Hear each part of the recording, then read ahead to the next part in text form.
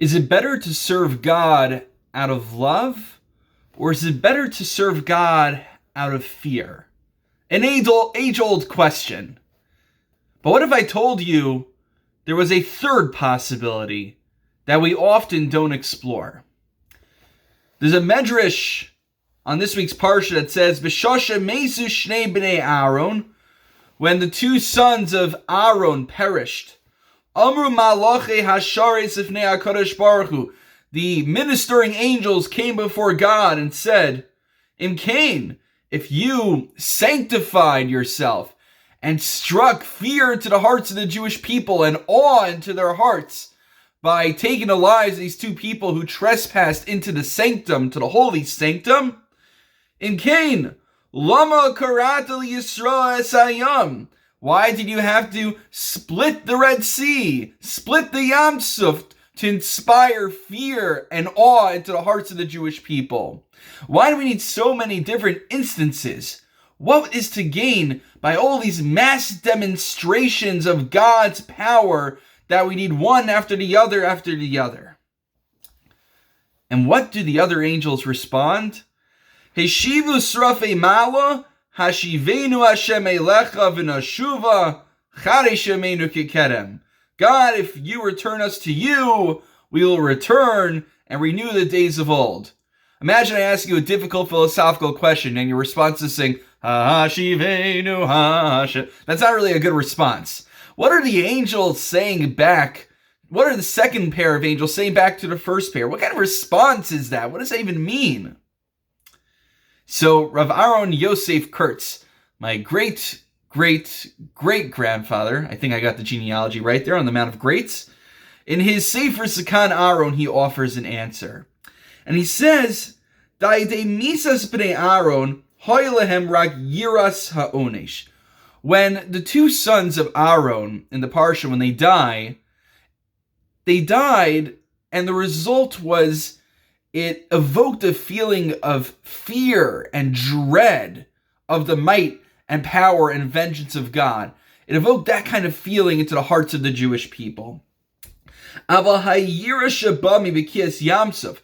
the kind of yira, the kind of fear that was inspired from the splitting of the Red Sea, what happened? Sharo Mitzrim Mace, when they saw the Egyptians perish, al Sfas Hayam, Migodol Anei Sharo, from the greatness of this miracle, that they saw what happened to their enemies, Balahem Yira Mitoch Ahava.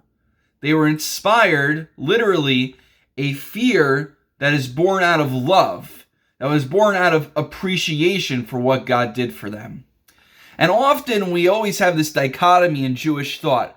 Am I serving God out of yira, out of fear? Am I serving God out of ahava, out of love?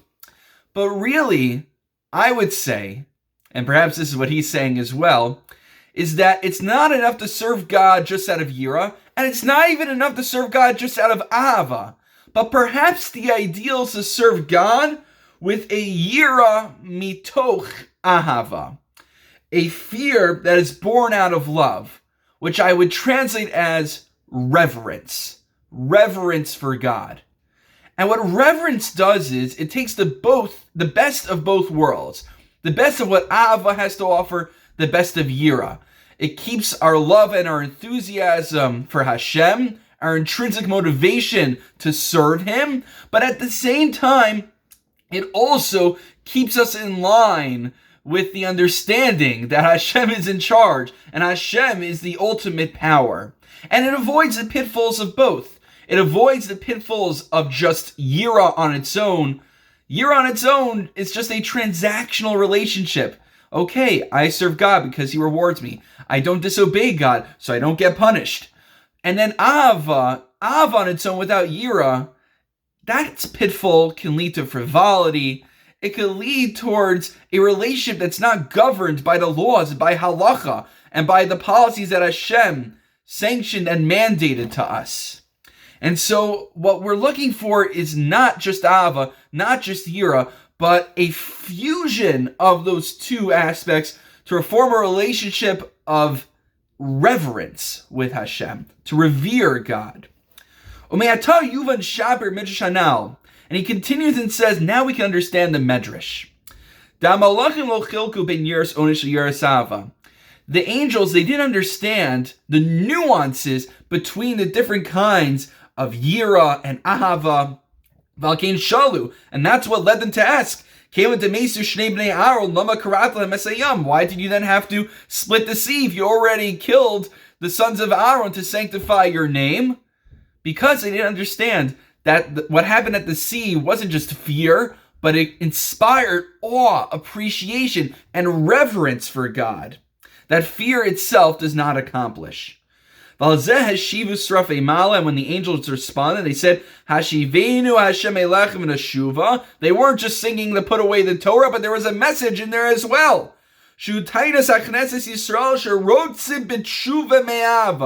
That they want to return to God. We want to return to Hashem, not just out of Yira, but a fusion with Ava as well. We're looking for a Yira mitoch Ava, where we serve God not just for transactional purposes, not just when I feel enthusiasm, but out of a reverence and not just a beneficial relationship for transactional purposes, but a reverence, not just a fear, not just a love, but a full appreciation and understanding for who HaKadosh Baruch Hu is and for the valuing our relationship with Him. That's ultimately the message that he gives. It's not just about serving God Ava, not just Yira, but it's about serving God with a Yira mitoch Ahava. Have a good Shabbos.